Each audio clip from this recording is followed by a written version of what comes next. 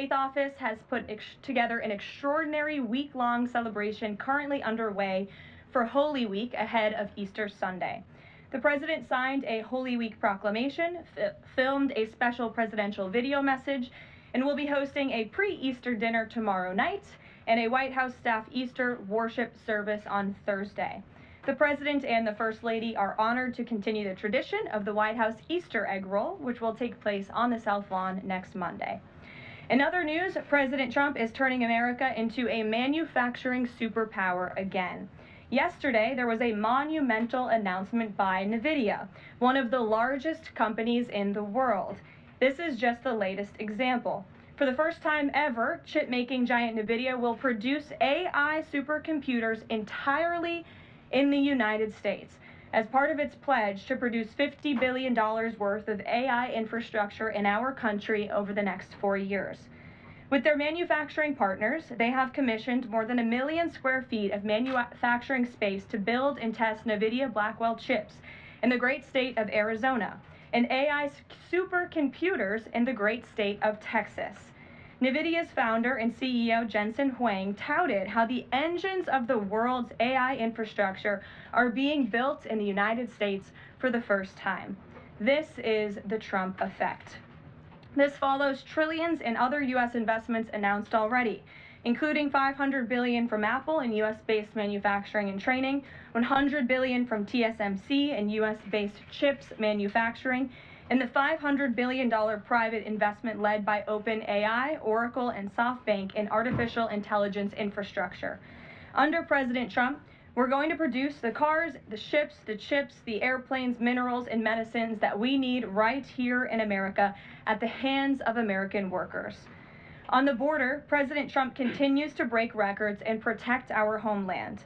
According to CBP, Border Patrol apprehensions along the southwest border for the entire month of March 2025 were lower than the first 2 days of March 2024 under Joe Biden.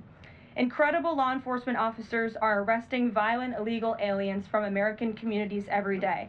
Here are a few examples from the latest ICE report, which I received this morning. ICE Los Angeles arrested a 54-year-old citizen of Mexico convicted of rape by threat, sodomy with a person under 14 years, and kidnapping in San Jose, California. ICE Houston has arrested a 23-year-old citizen of Mexico convicted of predatory criminal sexual assault of a child in Cook County, Illinois. ICE Houston arrested a 64-year-old citizen of Honduras convicted of murder in Los Angeles County, California. ICE Chicago arrested a 49-year-old citizen of Guatemala convicted of assault and arson in Prince Williams, Virginia, not far from here. ICE Denver arrested a 36-year-old citizen of Mexico who is registered as a sex offender and has been convicted of sexual assault of a child in Lake County, Colorado. ICE Baltimore arrested a 50-year-old citizen of China convicted of sex trafficking in Bel Air, Maryland. And ICE Boston arrested a 46-year-old citizen of Jamaica convicted of 3 counts of rape of a child and 2 counts of indecent assault and battery of a child under 14 in Boston, Massachusetts. President Trump and our administration will not rest until every single violent illegal alien is removed from our country. The safety of the American people is too important to settle for anything less. On that note, the Democrat and media outrage over the deportation of Abrego Garcia, an MS-13 El Salvadorian illegal alien criminal who is hiding in Maryland, has been nothing short of despicable. Based on the sensationalism of many of the people in this room, you would think we deported a candidate for Father of the Year. That's because, unfortunately, many in this country care more about this quote-unquote Maryland father, a legal alien MS-13 gang member, than a Maryland mother and an American citizen who was brutally murdered at the hands of a different illegal alien. Of course, I am referring to Rachel Morin. And if you didn't see, yesterday, a Maryland jury found illegal alien Victor Antonio Martinez Hernandez guilty of murdering Rachel Morin in August of 2023. She was a 37-year-old mother of 5 who was jogging in an otherwise safe community northeast of Baltimore when this monster ambushed, strangled, and beat her to death before stuffing her brutalized body in a tunnel drain. The Morin family finally got justice yesterday. but they will never get Rachel back. Our hearts go out to Rachel's family, her 5 children, and her mother, Patty, who has suffered the unimaginable loss of her daughter. In case you missed it last week, President Trump signed a national security presidential memorandum directing federal agencies administering federal land on the border to make land available to the Defense Department in a new national defense area. This followed the president's Day 1 executive order committing his administration to marshal all available resources and authorities to stop the unprecedented flood of illegal aliens into our country and to obtain complete operational control of the borders of the United States of America. Once again, the president is fulfilling another key promise. This new national defense area spans more than 170 miles across our border in New Mexico. But in the coming weeks, this administration will add more than 90 miles in the state of Texas. This national defense area will enhance our ability to detect, interdict, and prosecute the illegal aliens, criminal gangs, and terrorists who were able to invade our country without consequence for the past 4 years under the Biden administration. It will also bolster our defenses against fentanyl and other dangerous narcotics that have been poisoning our communities. With all of this work being done to make America great again, we continue to see a positive response from the American public. A brand new poll published from the Daily Mail and JL Partners this morning found that President Trump's approval rating is at an all-time high. That's because the president is working tirelessly to keep his promises to the American people, as I just saw him doing today in the Oval Office. We have a reporter in our new media seat today, Matthew Foldy. I like your boots, Matt, who is the editor-in-chief of the Washington Reporter. Washington Reporter is a new, fast-growing outlet that breaks stories about legislation and interviews leaders in Congress and across the administration. The publication's readership includes the highest levels of business and government. And with that, please kick us off, Matt. And we've interviewed you as well. So, Karoline, thanks so much for having me here on behalf of our readership and the billions of Americans who I think appreciate what you're doing with the new media seat here, making this a more accessible briefing room. I'm curious, with Harvard, we saw the Trump administration today announced it's cutting around $2 billion, or freezing $2 billion in funds to Harvard because the campus has serious problems with violence and with anti-Semitism. We saw President Obama, former President Obama, side with Harvard, which rejected the Trump administration's demands. I'm curious, where does the administration see this going with Harvard and with other colleges and universities in America that are refusing to reform in wake of the sort of craziness that we've seen take over some of them? Thank you, Matt, for being here, and thanks for the question. When it comes to Harvard, the president's position on this is grounded in common sense, in the basic principle that Jewish American students, or students of any faith, should not be illegally harassed and targeted on our nation's college campuses. And we unfortunately saw that illegal discrimination take place on the campus of Harvard. There are countless examples to prove it, particularly with the stunning confession by then Harvard President Claudine Gay, who said that bullying and harassment depended on the context. The president at that time made it clear to the American public he was not going to tolerate illegal harassment and anti-Semitism taking place in violations of federal law. So the president made it clear to Harvard, follow federal law, no longer break Title VI, which was passed by Congress to ensure no student can be discriminated against on the basis of race, and you will receive federal funding. Unfortunately, Harvard has not taken the president or the administration's demands seriously. All the president is asking, don't break federal law, and then you can have your federal funding. I think the president is also begging a good question. More than $2 billion out the door to Harvard when they have a more than $50 billion endowment. Why are the American taxpayers subsidizing a university that has billions of dollars in the bank already? And we certainly should not be funding a place where such grave anti-Semitism exists. I'm curious, you had just mentioned Rachel Warren, and I'm a Maryland man, and I think most Marylanders appreciate what you were saying today. We've seen that Chris Van Hollen, who was Rachel Warren's senator, basically threatening to fly to El Salvador to press for the release of someone who was in America illegally. And not as much sort of from him about Rachel Warren's horrific murder and the verdict that was, I think, rightly reached yesterday. What does the administration think about the priorities we're seeing from Senate Democrats in terms of illegal immigrants instead of the work that agencies like ICE and DHS are doing with the Trump administration? mind-boggling, the priorities of the modern-day Democrat Party. I think it's atrocious that you have Democrats in Congress on Capitol Hill who swear an oath to protect their constituents and to serve them in Washington, D.C., spending more time defending illegal immigrant gang members than their own constituents and law-abiding American citizens like Rachel Morin. And I saw the president personally on the campaign trail, and I continue to see him in his role as President of the United States, put American families first, reach out to the victims, the families of victims at the hands of illegal immigrant crime, and frankly, the actions and the words of the Democrat Party prove they could not care less about the American public, and maybe if they did, they'd see a bit higher approval ratings right now. Thanks for being here with us today. Peter. Thank you, Karoline. To follow up on something that you just said, why do Ivy League schools get so much federal funding? It's a very good question, and it's a question the president has obviously raised in his discussions and negotiations with not just Harvard, but also Columbia and many other Ivy League institutions. We have the anti-Semitism task force, which the president promised and delivered on. The anti-Semitism task forces across the government, representatives from various federal agencies who meet on a weekly basis to discuss the question that you just raised. And I think a lot of Americans are wondering why their tax dollars are going to these universities when they are not only indoctrinating our nation's students, but also allowing such egregious illegal behavior to occur. To follow up on immigration, deporting American citizens to Central American prisons, is it legal, or do you need to change the law to do it?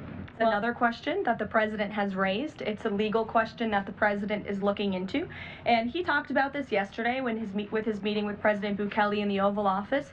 He would only consider this if legal for Americans who are the most violent, egregious, repeat offenders of crime who nobody in this room wants living in their communities. And then there's this CHNV thing. President Biden let more than 530,000 people from Cuba, Haiti, Nicaragua, Venezuela into the U.S. with this CHNV program. He did it with the stroke of a pen.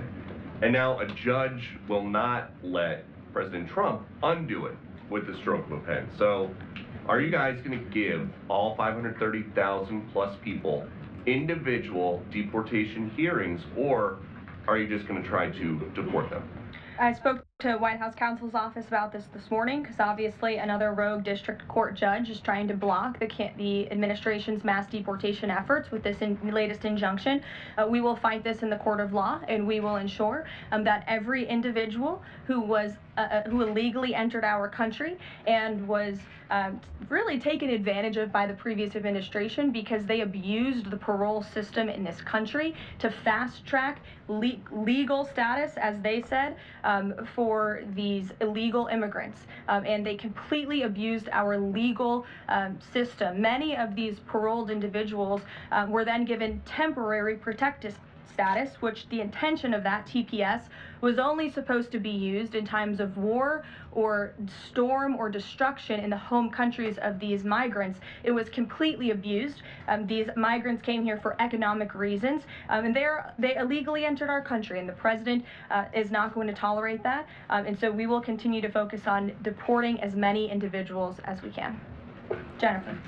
One on tariffs and one on Russia. Can you give us any sort of an update on which deals are in hand or are close? Which countries are reaching a deal on tariffs? And then on Russia, can you give us an update on what the agreement was with Russia? The president yesterday said that he thinks we'll be seeing some very good deals very soon. Can you talk a little bit about what Russia agreed to? Sure. Don't want to get ahead of our United States Trade Ambassador and Secretary of Commerce, the Secretary of Treasury, all the great individuals who are working incredibly hard to cut these good trade deals. And the president's deeply involved in this as well. He has made it clear to his trade team he wants to personally sign off on all of these deals too. And so I don't want to get ahead of them on announcements. But obviously, as you've heard from numerous administration officials, there have been many talks with countries. We've had more than 15 deals, pieces of paper put on the table, proposals that are actively being considered. And as we've said consistently, more than 75 countries have reached out. So there's a lot of work to do. We very much understand that, but we do believe that we can announce some deals very soon. And then on Russia, can you say, did Russia agree to anything with Special Envoy Steve Witkoff? I don't want to get ahead of those negotiations as well. What I can tell you is that they were a productive conversation was had. As the presidential envoy Steve Witkoff said last night, he believes that Russia wants to end this war, and the president believes that as well. There is incentive for Russia to end this war, and perhaps that could be economic partnerships with the United States, but we need to see a ceasefire first, and the president and the presidential envoy Witkoff made that very clear to the Russians. Gabe. Thank you, Caroline. And Yeah. I also want to thank your press office for releasing that information that you cited up there regarding the ICE arrests over the last couple of days. And I have them right here, but what I might ask is, why not release the same information for those who were deported to El Salvador? Well, first of all, the information was released by the Department of Homeland Security. The individuals on the flights to El Salvador are foreign terrorists, and those are counterterrorism operations. They are much different than the arrests and final order of removals that you see on a day-to-day basis that law enforcement agents are conducting around the country. That information was not, to that detail, was not released by DHS. I just told you the reason. It's a counterterrorism operation, a deportation of foreign terrorists, not illegal criminals who have been convicted of heinous crimes living in our American communities. It's two different things. Foreign terrorist, illegal immigrant criminal, two different things, two different definitions. You should look them up. Christian, go ahead. Yeah, thanks, Caroline. Does the president support raising the corporate tax rate to pay for all these other tax cuts he wants to see move through Congress? Look, I've seen this idea proposed. I've heard this idea discussed, but I don't believe the president has made a determination on whether he supports it or not. And then secondly, do you have any information on the status of Eden Alexander? Hamas says they lost contact with the unit guarding him following an Israeli airstrike earlier today. I don't have updates. I have not seen that report, but I can certainly check in with our National Security Council. I have spoken to the president about Eden Alexander, and he's made it very clear to our national security team that finding him is a priority, but unfortunately I don't have any updates to share. But it's a very important matter, and certainly we can check in. Sure. Hi. How concerned is the president that a federal judge could hold a Trump administration official in contempt of court for defying deportation orders? We are complying with all court orders. So I see what you're trying to do there with that question, but we're very confident that every action taken by this administration is within the confines of the law, and we continue to comply with the court's orders. And you have seen that, and the president made that clear yesterday in the Oval Office with President Bukele.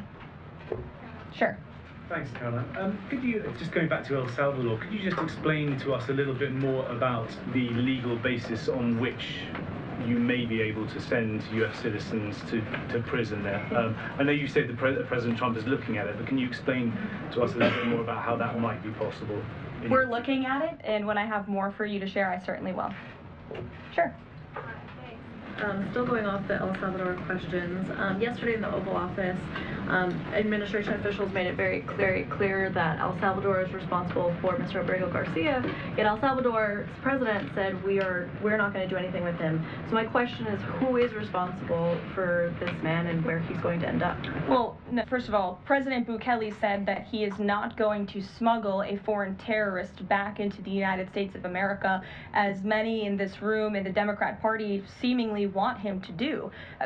Abrego Garcia was a foreign terrorist. He is an MS-13 gang member. He was engaged in human trafficking. He illegally came into our country. And so deporting him back to El Salvador was always going to be the end result. There is never going to be a world in which this is an individual who's going to live a peaceful life in Maryland, because he is a foreign terrorist and a MS-13 gang member. Not only have we confirmed that, President Bukele yesterday in the Oval Office confirmed that as well. So he went back to his home country, where he will face consequences for his gang affiliation and his engagement in human trafficking. I'm not sure what is so difficult about this for everyone in the media to understand, and it's appalling, truly appalling, that there has been so much time covering this alleged human trafficker and this gang member, MS-13 gang member. It's truly striking to me. Karen. Thanks. The president was posting on Truth Social today about helping American farmers. And last week in his cabinet meeting, he was talking about a plan to work with farmers to retain workers who are in the U.S. illegally, provided that they leave and then come back through what he said would be a legal process. Can you give details on what that would look like? How many workers he's talking about? How long a plan like that would take to implement, and the timeline for more details on getting this actually to implementation? I can check in with our immigration and our policy team and get you some more details on that, Karen. And is this something he wants to roll out soon? I mean, he was talking back and forth with Secretary Rawlings. Right. This is kind of imminent that he wants to do this. Yeah, look, the president is in constant communication with all of his cabinet secretaries, particularly Secretary Rawlings, who has the backs of American farmers and ranchers. It's something that he spoke about with her in the front of all the cameras in the cabinet room, but I'll check in with not only our immigration team, but also with USDA, and we'll get you an answer. Jonathan. Hi, Caroline. Hi, it's good to see you in here. You too. The president has long said that it would be an abuse of power for a president to direct prosecutors to investigate him. Last week, President Trump explicitly directed the Justice Department to scrutinize Chris Krebs to see if it can find any evidence of criminal wrongdoing. How is that not an abuse of power to direct the Justice Department to look into an individual, a named individual? Look, the president, that executive order, it's the position of the president in this White House that it's well within his authority to do it. Otherwise, he wouldn't have signed it, and he signed it, and that's his policy. Jeff, how you doing? Fine, thanks, Caroline.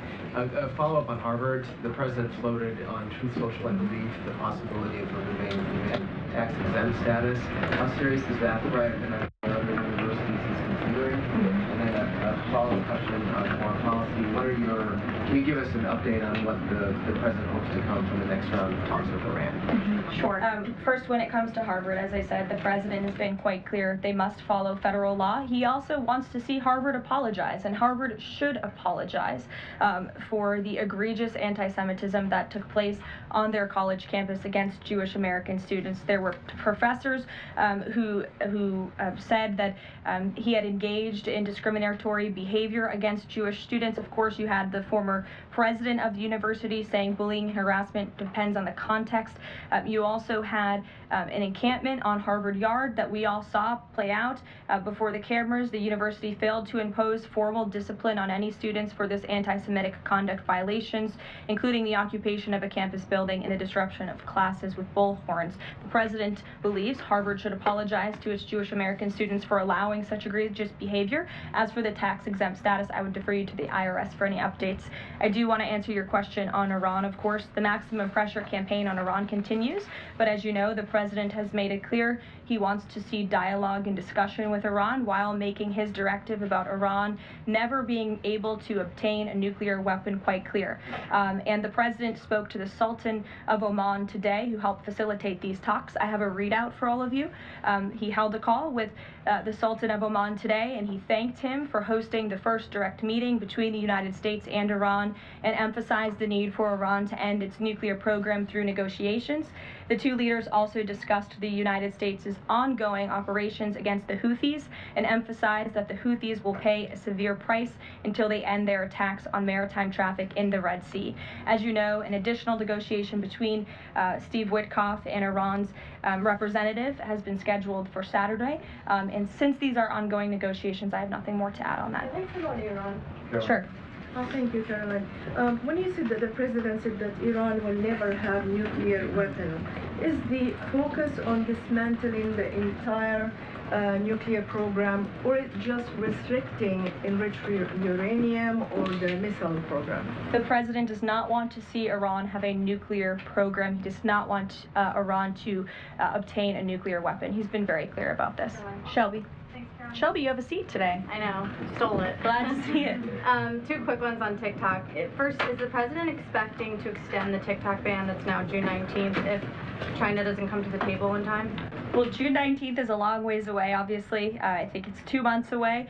2 months is a long time in the Trump administration, as you have all seen. We work at Trump speed around here. We get a lot done, so definitely don't want to get ahead. The vice president continues to lead these negotiations and talks. The president's involved, and they're ongoing. And then the president previously said he'd consider reducing tariffs on China if in order to get a TikTok deal done. Is that option still on the table? Look, the president has made his position on China quite clear, although I do have an additional statement that he just shared with me in the Oval Office. The ball is in China's court. China needs to make a deal with us. We don't have to make a deal with them. There's no difference between China and any other country except they are much larger. And China wants what we have, what every country wants, what we have, the American consumer. Or to put it another way, they need our money. So the president, again, has made it quite clear that he's open to a deal with China, but China needs to make a deal with the United States of America. Sure. On tariffs, yesterday in the Oval Office... Which outlet are you with? The Canadian Public Broadcaster. Oh, nice to see you. Thank you. Yesterday in the Oval Office, President Trump suggested that there could be some help for automakers. I'm wondering what that looks like. Is it tariff relief on the 25% tariffs that are in place right now, or the new tariffs that are coming up in May on auto parts? And a second on Canada, if I may. President Trump's tone when it comes to Canada-U.S. relations, Canadians have noticed it's shifted a bit in the past few weeks. Ever since the election campaign started, he stopped talking about Canada becoming the 51st state, at least publicly. I'm wondering if that's on purpose and why. I would reject the position on Canada has shifted. Perhaps he just hasn't been asked about Canada by questions from this group in the Oval Office, but they see him almost every day. But the president still maintains his position on Canada. The United States has been subsidizing Canada's national defense, and he believes that Canadians would benefit greatly from becoming the 51st state of the United States of America. As for autos and auto parts, I don't have anything to read out for you there, but I think the point the president was making is flexibility, and he has flexibility when it comes to negotiations and talks, but ultimately his goal in his fair trade deals that he is pursuing with many countries around the world is to put the American worker first. And we had automakers and auto workers here at the White House on Liberation Day who believe in this president and his negotiating ability to put them first and to bring those jobs back to the United States of America. And the president's been very clear about that in his conversations with the automakers as well. Deanna, go ahead. Thanks, Caroline. One on Ukraine and one on China. On Ukraine, this past weekend, Zelensky offered an invitation to President Trump, extending an offer for him to visit Ukraine. Just wondering if there's any update on that. Has Trump seen that offer and what he's thinking about?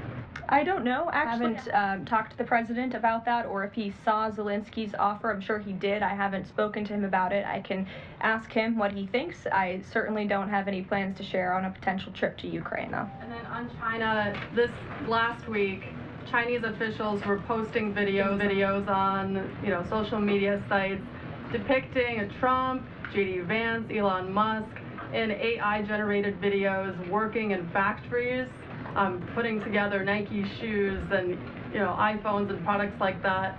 Does the White House, have they seen these videos? Do you guys have a response to that? I've seen the videos. I'm not sure who made the videos or if we can verify the authenticity, but whoever made it clearly does not see the potential of the American worker, the American workforce. The president believes in the American people, and he knows that we have the best not only consumer base in the world, but also the best workforce in the world. And that's why he's so focused on bringing investments home and shoring up our critical supply chains and bolstering our manufacturing here as well. Brett. Thanks, Caroline. Would the president support a ban on members of Congress trading stocks? I'm certain that's something the president would be interested in looking at, and I can ask him if he would support such a bill. Sure. Yes. I have a question about the president's post from this morning on farmers. He asked farmers to be patient and just hold on. But a lot of farmers that I've talked to in the last week or so have said, they're in the middle of spring planting season, and that a trade war makes everything sort of up in the air. What would his message to them be? And also, is there anything specifically planned to provide relief like in President Trump's last term? Yes, well, relief is being considered. Secretary of Agriculture, I know, has spoken to the president about that, and again, it's being considered. And as for the president's message to the farmers, he put it out himself. He could speak for himself much better than I can speak for him, and so I would just direct you to the statement he had telling the farmers again and reiterating his support for them and that he has their backs, which he certainly does. Kelly, in the back. Thanks, Caroline. Two questions.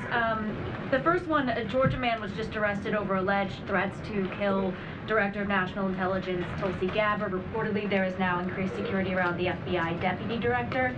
Can you talk about the level of threats against various administration officials, and then a second one on Biden? I'm sorry to hear that. I had not seen that report. It's very unfortunately, and obviously the White House, the president, and the entire administration condemn any threats of violence against any administration officials or public officials on both sides of the aisle here in Washington, D.C. It shouldn't be tolerated, and we commend the local law enforcement agencies for arresting this individual. Former President Biden, he's set to deliver his first major speech since leaving office tonight. He plans to talk about what I'm told will be Social Security under the current administration, closing of offices, longer wait times, harder for seniors and people with disabilities to access earned benefits, is what Democrats have been saying today. I wanted to get the president's response, or if he plans to respond to this, and comments on what Democrats are calling cuts to Social Security. My first reaction when seeing former President Biden was speaking tonight was, I'm shocked that he is speaking at nighttime. I thought his bedtime was much earlier than his speech tonight. I understand the topic of his speech will be Social Security. Let me make it very clear ahead of former President Biden's remarks. This president, President Trump, is absolutely certain about protecting Social Security benefits for law-abiding, tax-paying American citizens and seniors who have paid into this program.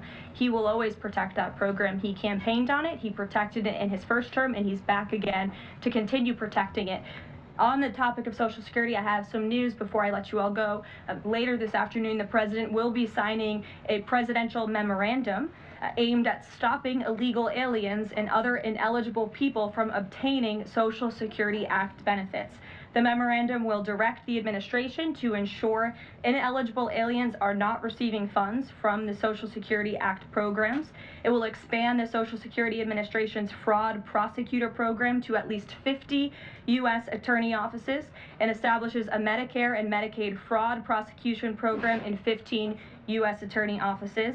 The memorandum will also require the Social Security Administration Inspector General to investigate earning reports for individuals aged 100 or older with mismatched Social Security records to combat identity theft.